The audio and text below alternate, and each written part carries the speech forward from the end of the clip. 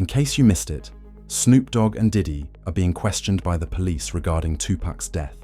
According to news reports, Diddy is being questioned about his alleged involvement in Tupac's murder after being brought up 77 times in a recent court document. Also, there are updates regarding the murder case of Tupac Shakur, and rappers in the industry, including Snoop Dogg, Suge Knight, and Diddy, are set to be arrested and questioned after this journalist disclosed the reason Tupac was with the federal investigation. Well, it turns out when I talked to Tupac's longtime mentor, political mentor, former Black Panther Chokwe Lumumba, who was his first business manager, he's told me, I basically asked, well, was Tupac only pretending to be in order to appeal to gangs and politicize them? And he said yes.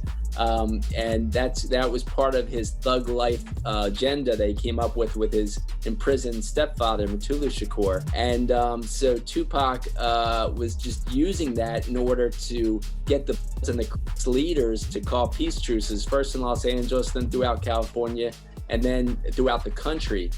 And that was why he was pretending to be this type. And really, he was just an intellectual prodigy. Diddy placed a $1 million reward on Tupac after rumors of him being a Fed circulated across the industry. On all four of those occasions, there's San Diego, Anaheim, Irvine, and Vegas. Which ones do you actually talk to Puffy at? Every one. Every one of them. Which of those four is it when you talk to him about murdering Tupac? It was really about both of them. Either one of them. It was Tupac and Suge, you mean? Yeah. They stated in the recent court document. A former LAPD officer alleges that Diddy had Tupac dealt with for $1 million and that Suge retaliated by having Biggie dealt with.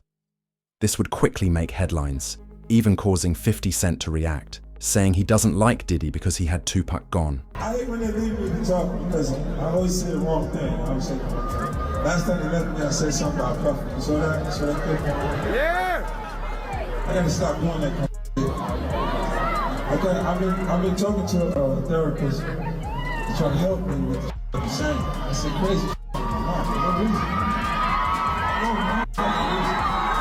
Oh wait, maybe I said it about Puffy because he got Tupac killed. With the internet going crazy, this Diddy interview in which he is questioned about Tupac's passing would go viral. Now, it was this documentary that claimed, which we know wasn't true. Yeah, check this out. We don't talk about things that are nonsense. We don't even entertain nonsense, my brother. So we're not even going to go there, with all due respect, but I appreciate you as a journalist asking. Thank you. Because listen, 7 years ago, I'd have been like, yo, did you hire somebody? But no, you do it like a journalist. Yeah, no, I mean, we wouldn't even get into nonsense like that. You know what I'm saying? It's nonsense. Which we never believed, by the way. Yeah, thank you. You were with Tupac, though, in regards to Tupac. I heard a story, did you give him different advice that night on where to go? I didn't give him no advice. Right. We wasn't seeing eye to eye. Right.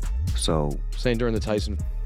Yeah, this incident that I'm explaining to you right now was the day before that. Okay. So when they got to Vegas, they went their way, I went back. I mean, when we got to LA, they went to Vegas and I went home. That's why I wasn't in the car with them. Snoop notes he was meant to be in the BMW, but due to a last-minute change, he chose not to go, which was caused by a problem Snoop discussed here. Last time me and Tupac was on the same page, and I did an interview with Angie Martinez, and she asked me how did I feel about Puffy and Biggie, and I told her that I like their music and I want to do music with them.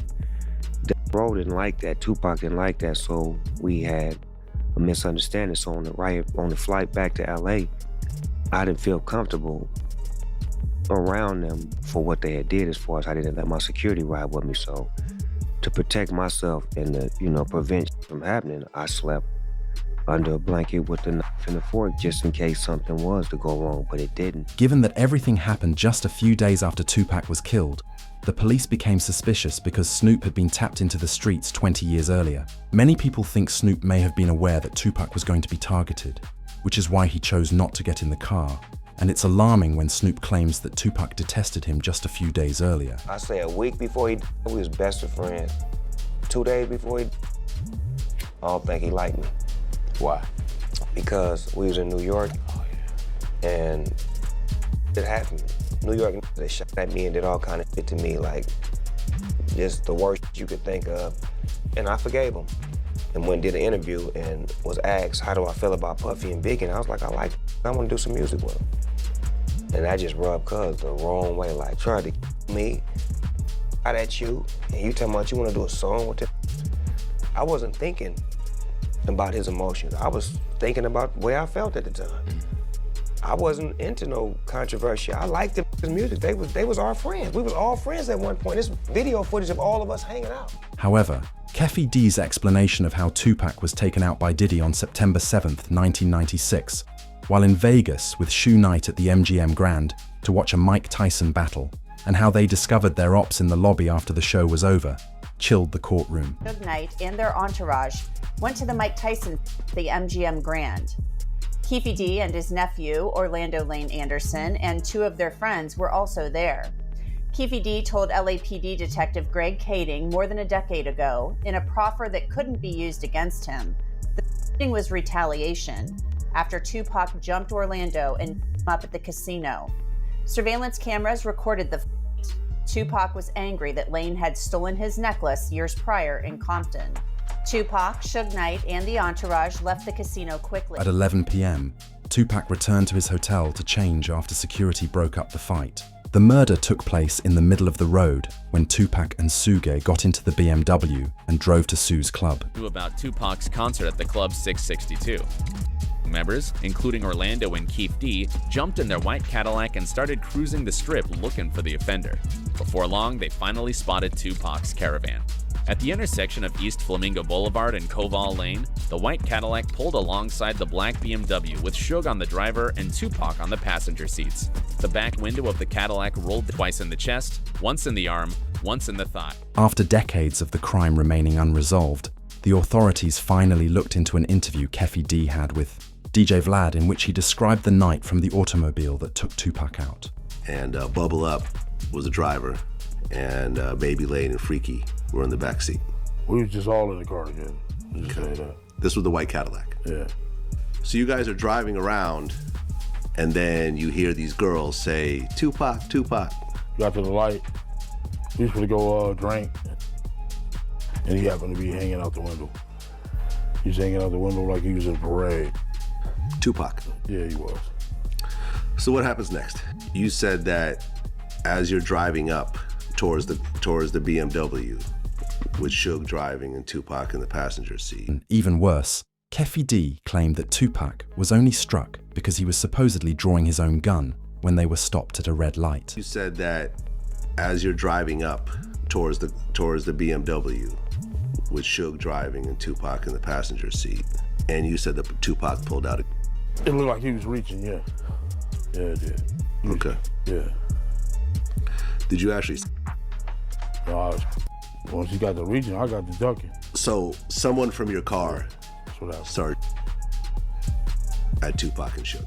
Tupac was likely reaching because he had a feeling something was going to go down, as it was the same man who they had just been in a brawl with a couple of hours before. But to confirm that Keffe D was a part of it all, a police interrogation leaked from the night of the crime. Lane starts. You say Suge looks over, he sees you.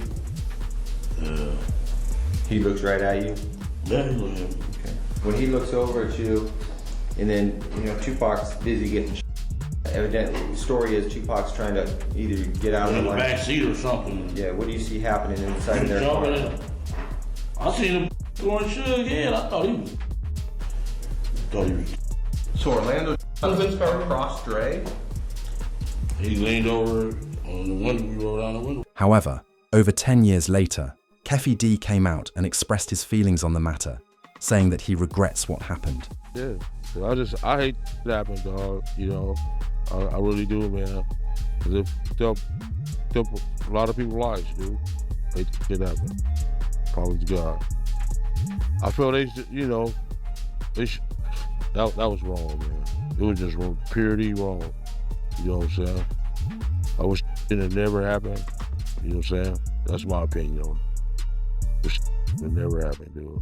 However, this threat also disproved every single piece of proof supporting Tupac's continued existence, as he said something bizarre in a 2010 interview with rapper Trey. Back when Trey and Tupac were close friends, the cameraman neglected to stop filming during his interview. In the video, you can hear the interviewer asking Trey about Tupac, to which Trey responds in an absurd way. So if you ain't ready for it, get on the sidewalk. One last question. Nobody knows. Y'all good? Yeah, we good. Thanks a lot, man. We good. 3 weeks later, a video purportedly showing Tupac lounging in a Cuban parking lot was made public. That's Pac, man. He with the outlaw. And Reg from Holla Back is trying to be friendly and get autographed. Holla Back exclusive, baby. Holla Back. Gave rise to the Tupac is alive in Cuba theory, which in 2025 doesn't seem to be a theory anymore, because Suge Knight has stated on several occasions that he thinks Tupac is still alive over the past 20 years, saying, "When I left that hospital, Tupac and I were laughing and joking, so I don't see how somebody can turn from doing well to doing bad." When I left that hospital, me and Pac was laughing and joking.